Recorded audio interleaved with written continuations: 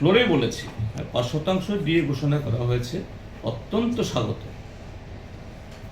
এবং মুখ্যমন্ত্রী যদিও বলতে পারলেন না নিয়মিতের সাথে অনিয়মিতর পাবে কিনা। অনিয়মিত মানে হলো ফিক্সড পে, কন্টিনজেন্সি, ডিআরডব্লিউ। কারণ অতীতে দেখা গেছে নিয়মিতদের জন্য দেওয়া হলেও অনিয়মিতদের জন্য দেওয়া হয়নি। সর্বশিক্ষা অভিযান, রেগা, ন্যাশনাল রুরাল হেলথ মিশনে যারা আছে এরা সেই 18 সালে যা পেতেন তার থেকে 1 নয়া পয়সা পায়নি। অতীতে এরকম কখনোই হয়নি, কিন্তু এই সরকার আসার পর এই জাতীয় বৈষম্যগুলো হচ্ছে। আমি জিজ্ঞেস করেছিলাম, মুখ্যমন্ত্রী দুবার দাঁড়ালেন, কেন যেন বলতে পারলেন না জানি না, হয়তো তথ্য তার কাছে নেই। কারণ এগুলি ওনারা ঠিক সেরকমভাবে জানার চেষ্টাও করেন না, জানতে চেষ্টা করলে তিনি বলতে পারতেন না, এ কথা বলছি না। এগুলো সম্পর্কে বরাবরই তো উদাসীন। কিন্তু এই জায়গাতে একটা টেকনিক্যাল কথা মাননীয় সুদীপ রায় বর্মন তুলেছেন এবং আমিও তার সাথে সহমত পোষণ করি। আরে 2 সেকেন্ড আগে অর্থমন্ত্রী বাজেট পেশ করলেন, সেই বাজেটে ঘাটতি দেখানো হলো। অর্থাৎ এই কাজ করার পর যে টাকা এখন ধরা আছে, যে আয় হবে বলে অনুমান করেছে, কেন্দ্রীয় খাত থেকে এত টাকা পাবে, রেভিনিউ থেকে খাত পাবে, এত টাকা উঠবে, আর এই টাকা পেয়ে আমি এত খরচ করব, এটা আনুমানিক। এটা সব সরকারি ক্ষেত্রেই হয়, তাদের ক্ষেত্রেও হবে, এটা আলাদা কথা বলছি না। তো এটা তো ঘাটতি বাজেট। অর্থাৎ এই কাজ করতে গিয়ে তুমি যে খরচ ধরেছ, এই খরচ করার জন্য তোমার আয়ের ক্ষেত্রে ধরা হয়নি। এখন ধুম করে তার 2 সেকেন্ডের মধ্যে মুখ্যমন্ত্রী বলে ফেললেন যে আমি 5% দিয়ে ঘোষণা করলাম, এতে আরো 500 কোটি টাকার বেশি লাগবে। তা তোমার ঘাটতি বাজেটে যুক্ত হলো।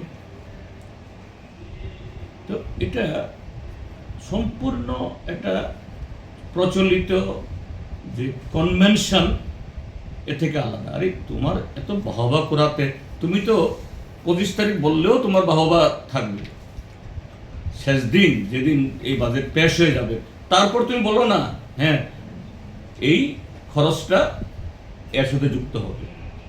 তাহলে এখন যে আমরা আলোচনা করব, আগামী 19 তারিখ থেকে আলোচনা শুরু করব, কি আলোচনা করব?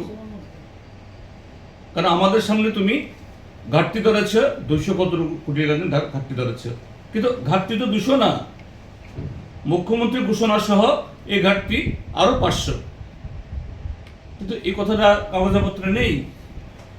আর অর্থমন্ত্রী যখন এই বাজেট যখন তার এই পাশ হবে, স্পিকার যেদিন বাজেট পাস করাবেন সেদিন এই 500 কোটি টাকা যুক্ত হবে না, অথচ আজকে রেকর্ড হয়ে গেল আরো 500 কোটি টাকা খরচ হবে। কিন্তু স্পিকার যেদিন বলবেন এত এত এত এত এত এত এত এত এত, সেদিন কিন্তু এই 500 আসবে না। তো এটা এক ধরনের যে প্রচলিত যে এই বিধানসভার যে নিয়ম কানুন, এটাকে সাইলেন্ট করা না। আমি বুঝি না, ঠিক আছে ডাক্তার মানিক শাহ, মাননীয় মুখ্যমন্ত্রী মহোদয় এবং প্রণজিৎ সিংহ মহোদয়ের পক্ষেও এগুলি একটু ওনারা নতুন, না বোঝাটা কোনো অপরাধ কিছু না। কিন্তু এদিক দিয়ে এটাকে মানে স্বীকার না করে ওই পরিষদীয় মন্ত্রী বলছেন আমরা বিরোধীরা কেন বিরোধিতা। আরে আমি তো বিরোধিতা করছি না, তো আমি তো দাঁড়িয়েই বলছি প্রথমত যে হ্যাঁ আমি স্বাগত জানাচ্ছি, আই ওয়েলকাম। কিন্তু এটাও বলুন যে কত শতাংশ বকেয়া, এখন ডিউ কত? আমার জানা মতো 22% পাওনা, তুমি দিচ্ছ 5%, আরো 17% পাওনা। এই 5% লাগু হওয়ার পরও আরো 17% পাবে। এবং মাননীয় মুখ্যমন্ত্রী কিন্তু কবে থেকে লাগু হবে এটাও বলেছেন। হ্যাঁ, আচ্ছা ভালো, থ্যাংক ইউ। কিন্তু হলেও আরো 17% বকেয়া থাকবে, এটাও বলা উচিত। তিনি যদি ভাবা করাবেন এটাও বলুন আপনি। এই খরচটা কি বাজেট বরাদ্দের বাইরে মনে হচ্ছে? না এখন এখন শুনো, বাজেটে কি হয়, বাজেটে একটা সবসময় একটা প্রস্তাব নিয়ে আসা হয়, কিন্তু সরকার মনে করলো যে না আমি এই খাতে খরচ করবো, কিন্তু বাজেটে নেই। এটা ওই যে অ্যাপ্রোপ্রিয়েশন যা হয়, যেমন আজকে বাজেট পেশ হওয়ার আগে একটা যে অ্যাপ্রোপ্রিয়েশন, অতিরিক্ত ব্যয় বরাদ্দ,